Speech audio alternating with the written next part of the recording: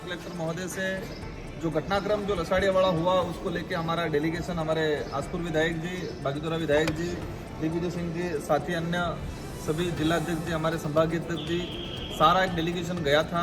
हमने 7 बिंदुओं के आधार पे जिला कलेक्टर महोदय और एसपी साहब से हमने चर्चा की है। इसमें मेन बड़ा जो बिंदु है, एक उदयपुर सांसद मन्नालाल जी रावत, उन्होंने एक वीडियो इनका वायरल हो रहा है, वीडियो वायरल हो रहा है, उसमें कहा गया है कि जो बीएपी से जुड़ा आदिवासी है उनके लट मारो और उनके घरों में आग लगाओ।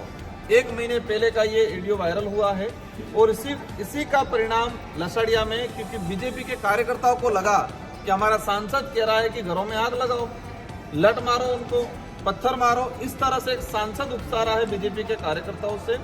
तो उन्होंने उसी आधार पे वहीं से उन्होंने कहीं न कहीं माहौल बना और लसाड़िया के अंदर हमारे दरियावद विधायक जी पे जो आक्रमण हुआ, तो हमारा पहला बिंदु ये रहा है कि कानून सबके लिए होता है।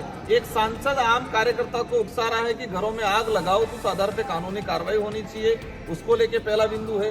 सेकंड चीज, वहां पर लसाड़िया के अंदर कुछ कर्मचारी नेता बन के काम कर रहे हैं, भाजपा के कार्यकर्ता बन के, चमचे बन के काम कर रहे हैं। एक दिनेश मीणा करके कर्मचारी है, उस कर्मचारी को निलंबन करने की बात हुई है, लेकिन प्रशासन वर्तमान में लाचार बना हुआ है। प्रशासन लाचार बना हुआ है, उनको पता है कि हम ये कार्रवाई करेंगे तो हमारी कुर्सी चली जाएगी। हमने सारी एविडेंस दे दी है, आज चर्चा की है। कलेक्टर साहब ने हालांकि आश्वस्त जरूर किया हमको जाते कि मैं इस पे कार्रवाई कर लूंगा।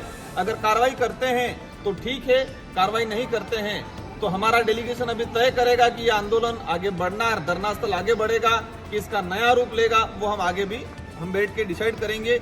लेकिन यहाँ पर जो स्थिति बनी हुई है, भाजपा ने अधिकारी कर्मचारियों को इतना डरा रखा है, धमका रखा है, और कुछ बात अलग है, कुछ चापलूसी कर रहे हैं वो अलग है, लेकिन लसाड़िया घटनाक्रम में जो कर्मचारी दोषी है उस पर किसी प्रकार का कानूनी कार्रवाई शिक्षा विभाग की तरफ से, कलेक्टर साहब की तरफ से अभी तक नहीं हुई है। 5 दिन होने आ गए हैं।